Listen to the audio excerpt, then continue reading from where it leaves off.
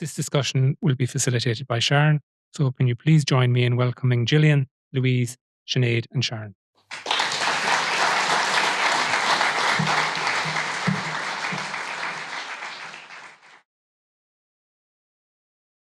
I'm glad to see we made the highlights.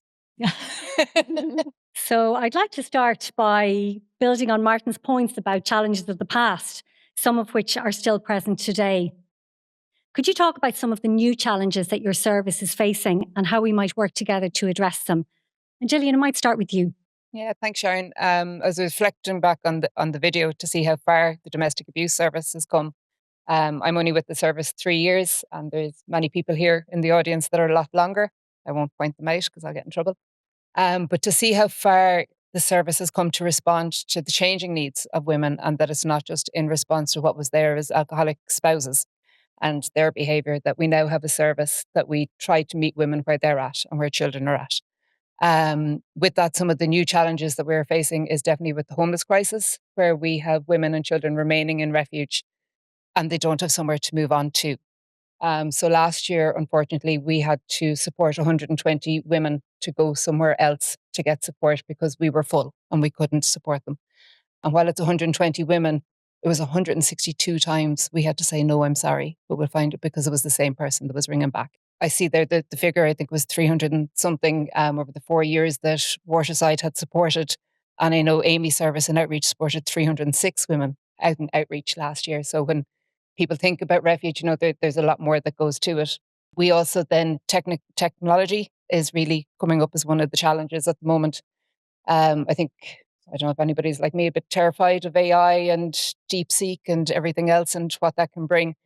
And that is now being used to monitor women 24/7 to make sure where they are, how far they've gone, who they see, what money they're spending. And there's no escaping it. It's there on social media. So we try to make sure that we can put whatever supports in place and information for the clients so that they can stay one step ahead. So we worked with Strife last year, who are a software company, and they kindly put together a manual so that people can inform themselves about how to check for tracking on your phone, how to clear your search history, things some people take for granted. And a lot of us just aren't tech savvy and we're not aware of. With that then comes all the big tech platforms that we have. And I think as a community and as a society, we need to hold them accountable. We need to stand up and say no. I think we need to look at places like Australia and putting in the bans for our young people, because they are really the next people coming up and are so badly affected when it comes to social media.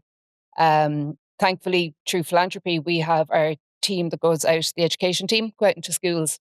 And the feedback from there is amazing. Like, the young people are so resilient and so eager to find out how to be a good person and how to be respectful and how to treat somebody they love in the way that they should be and around boundaries. So a lot of that comes up around snap mapping. I don't know if people are familiar. So when you have Snapchat app, it will give you directions to actually find out where somebody you're following, exactly where they are. And it'll connect to Google Maps. So it'll tell you how long it'll take you to get there, whether you're going to go by train, walk. You can literally see to that person's front door. And young people are sharing that with each other and see no problem, but then think that Elon Musk is harnessing all their data. So it's really about creating that creative thinking or critical thinking for young people. But like that, we keep working with all our community agencies and with each other to make sure that we stay kind of ahead of the curve and say that we can equip people with the information and the supports that they need for the challenges of today. Well, Gillian spoke about families and women and children in particular being stuck in refuge because there's no accommodation for them to move on to. I think myself that child homelessness is very much the biggest problem our community is facing at the moment. It is a 21st century phenomenon. 20 years ago, if we were to hear of any family or child experiencing homelessness, we would be so very shocked. And I think it's really important that we hold on to that shock and that we move that shock into action. The figures in the West are at a record high. Over the last 5 years, child homelessness has gone up by almost 80%. And the trajectory is that it's going to continue to move in that direction. And sometimes when we see figures on a sheet, we forget that, as Pádraig pointed out in his speech, that each figure represents a person and a young person pool of opportunity being reared in a bed and breakfast bedroom with their siblings, their mother, and all of their belongings is just not okay. The only way that we can solve this is if every agency involved takes full responsibility to work together to try to move through this problem and together come up with solutions to try and solve it. And we very much need community support for that too. Within COPE Galway, we have over 230 children at the moment in emergency accommodation, and we have only one worker working with those children, which to me is, again, not good enough. Though that worker does absolutely amazing work, he is funded through philanthropy, and we're not in receipt of one penny of statutory funding to work with children and services beyond providing them with emergency accommodation. So that's of great concern to me. And I suppose in terms of senior support, I was privileged to take over the role from Jackie in April last year. It seems to have gone in a flash since then. And the challenges, I suppose, going forward really are the numbers of older people living longer, which is in itself a very positive thing. We'd all like to think in the room. But it's the funding to deliver services to an increased number of people. And the national statistics would tell us by 2051 there's going to be over 1.5 million people in that older age bracket, with over 500,000 in the 80 plus age bracket.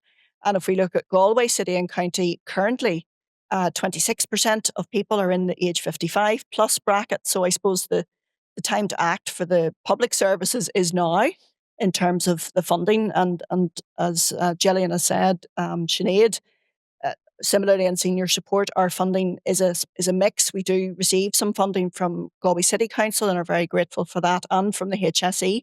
But I suppose for our small team that we currently have and our ability to scale that up, we are reliant on philanthropic funding and on fundraised income to be able to do that. I suppose we provide two separate services in terms of community services based in the community. And you saw some of the photos there of the bungalow and the Sunnis Day Centre. And we have a small team of people very dedicated to working with individuals on a one-to-one basis, but also providing community activities, things for people to improve their health and their fitness, and that really vital one-to-one support for people.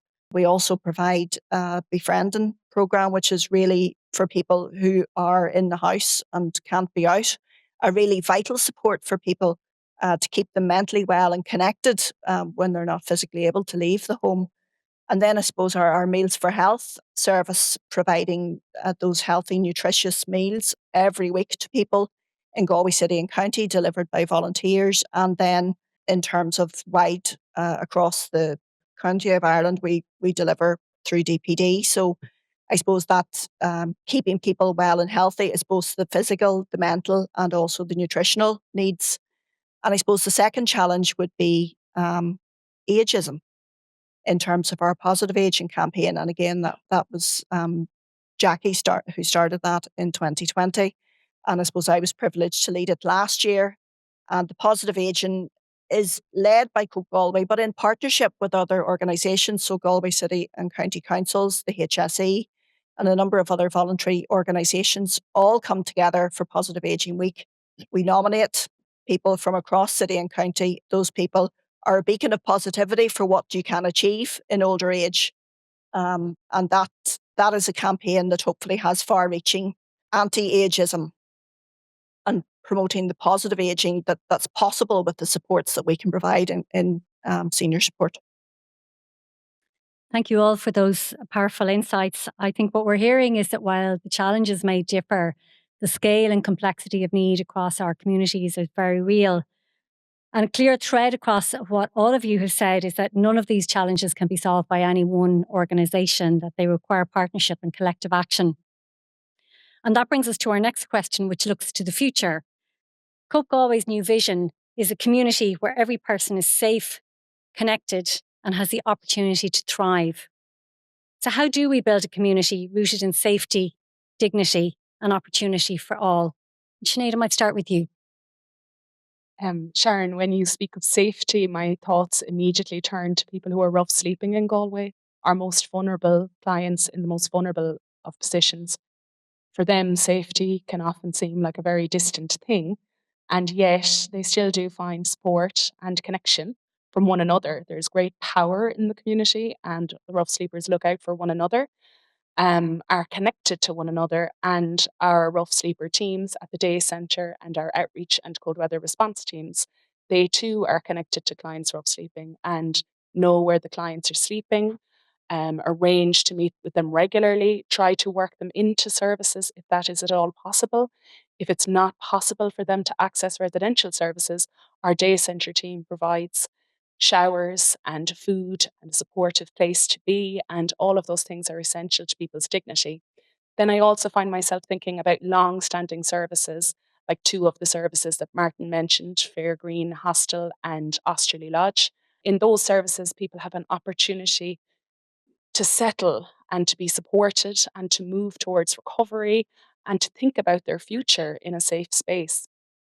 And then I also think about community-based services, and we have members of our community-based teams here as well today. Martin made reference to community-based housing, and we have over 80 people currently in shared accommodation around the city. For some, it's the only solution to the fact that there are very few one-bed houses, and they would love to have a place of their own. But in the absence of that, they are provided with homes in the community that they share with others, and they have opportunities to return to employment. The teams work really hard to reintegrate people into the community. And that's, I think, where people really start to thrive rather than just survive. Thanks, Sinead. And Louise. I suppose in senior support, our community-based services are rooted in that dignity and connection for older people and safety. I suppose there's a mixture of either one-to-one support for people who need somebody to advocate for them on their behalf around accommodation or healthcare or community benefits or other things that they need, and then community-based services where people come out and come to a collective class or an activity or an event that helps them connect better with their community. I suppose in terms of the befriending, I'd already mentioned, that's really a critical service. It's run by one part-time member of staff who looks after 20 volunteers. And last year, that in-person befriending service provided just over 2,000 visits to older people. Really critical visits where those older people are waiting on that visitor coming. It might be the only person they see in terms of that week. I suppose the Meals for Health service too, initially, obviously it does what it says on the tin. It is around the delivery of fresh, nutritious, affordable meals to older people.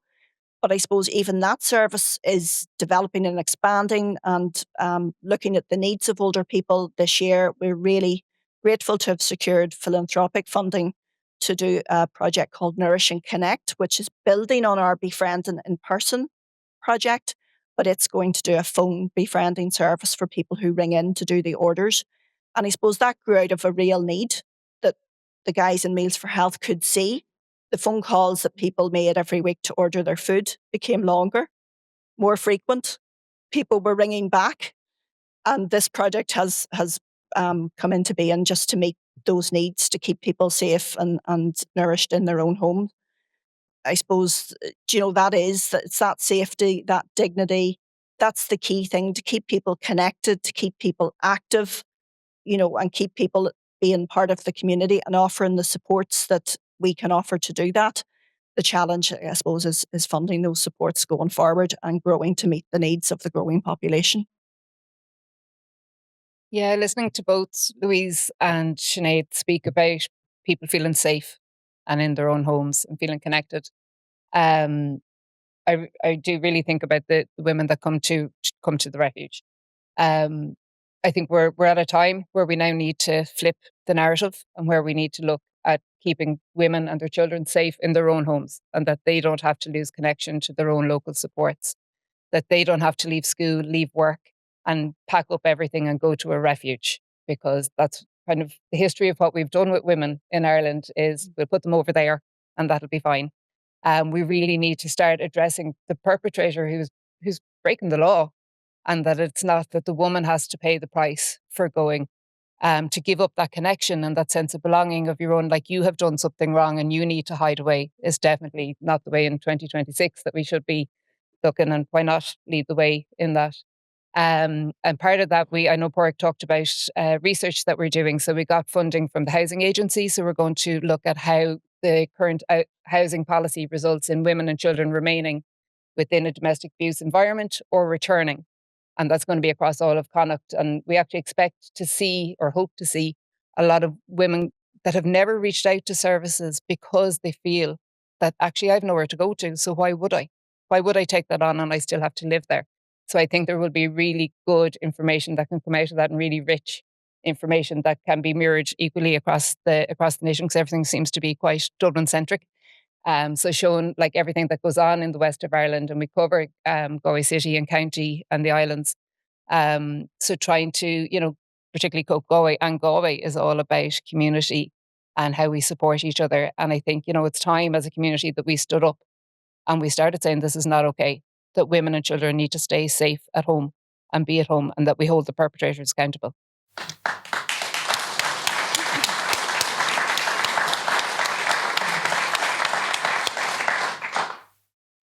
What's striking in your responses is the emphasis on prevention and connection. You've all given examples of how proactive, sometimes relatively small interventions can have a really profound impact on people's dignity and sense of well-being. However, as you've all highlighted, many of the projects that we've been talking about are funded through philanthropy rather than by the state. And I suppose if we're serious about prevention, then we need to look at providing these initiatives as part of core service delivery. And so we need to receive sustainable state funding. And of course, investing in prevention is more than just saving funds. It's about compassion, and it's about strengthening our communities into the future. And thinking about the future leads me to my final question. One of COPE Galway's core values is hope, and it's hope that guides our work every day. So I'd like to ask each of you, when you think about the future, what inspires hope for you in the work that you do? And Louise, we might start with you this time. I suppose hope to me in senior support is all about the people. When I say that, I mean the people I work with, both above and below me, the people in the organisation, in the board, the volunteers who are critical in terms of the services we deliver in senior support. I just asked the volunteer office to do me a few statistics for today, and 44% of our volunteers are aged 55 plus. So many of them are older people themselves. All of our volunteers who deliver the meals in Meals for Health, who also do an at the door befriending when they deliver the meal, and anybody who's been out on a round with any of the guys doing the volunteer deliveries, they provide a fabulous service. So also the clients themselves, when they come in every day, the people you would meet at the door delivering, the people who come into the day centre in Sunnis, they provide peer support to each other. They're like a large extended family for each other. And they've gone through challenges in their lives, and many of them are still contributing to the community while availing of services. So I suppose to me, as somebody who's fairly new in the organisation, the strength is in the strength of the people, both the clients and the staff, to keep delivering, keep getting up, and as older people to keep moving on and living life to the full. And I suppose our positive ageing campaign really shows that. Some of the people in the campaign last year, we had a guy in his 90s, a lifelong exponent of the Irish language, a farmer. He insisted on his photograph being taken on his tractor because that was key to his livelihood. He's still able to get out and get up and drive the tractor every day. We had a lady who's still driving her taxi in a rural part of Connemara, and she's in her 80s.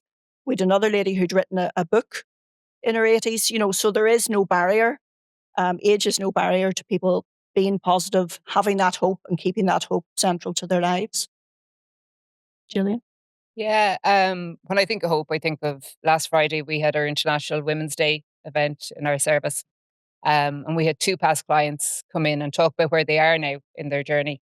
Because they didn't need to talk about what has already happened, because unfortunately those in the room were very aware of what it's like being on the journey of domestic abuse. So there was about 25 to 30 past and current clients, and a good few of the team managed to make it. We're in high demand when it comes to International Women's Day, so that's always a good one. But to see and to hear the laughter, the chat, the support, like some women had never met each other before. and the bonds that were made and the strength in the room was just absolutely phenomenal. One of our past clients, Betsy Cornwell, has written a book, Ring of Salt, available on our website. And she got to read that out. She got to read out a passage. And I know she put up a post on Instagram afterwards about how powerful it was for her to be able to give back to the support group and the survivor group that she was with before, and to show her creativity and her immense talent.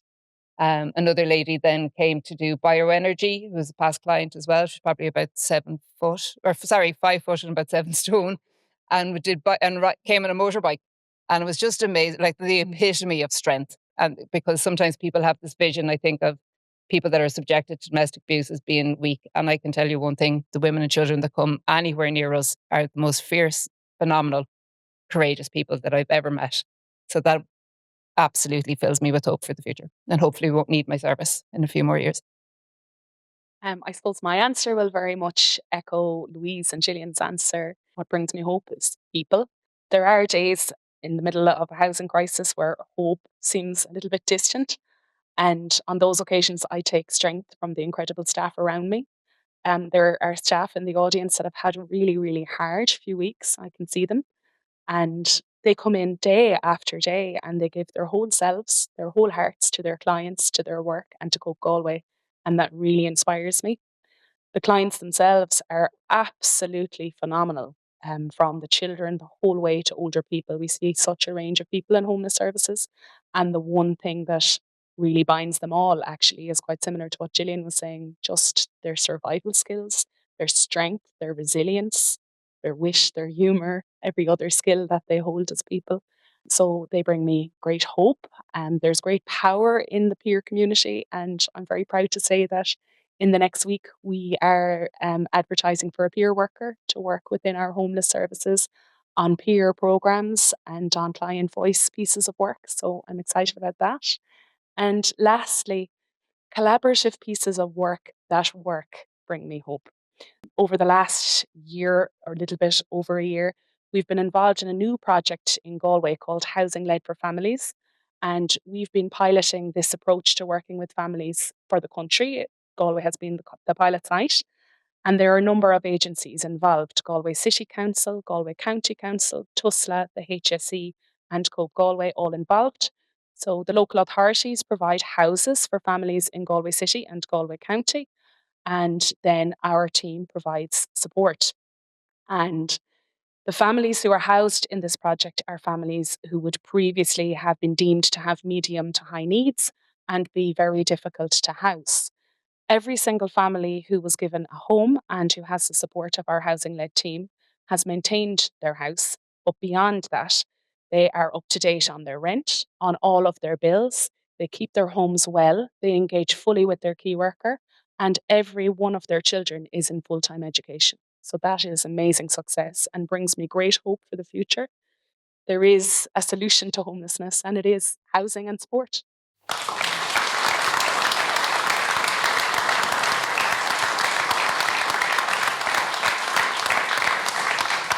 Most powerful message from the panel is where hope truly comes from, because you've all said the same thing. It's people, it's our staff, it's our clients, it's our volunteers and the communities working together.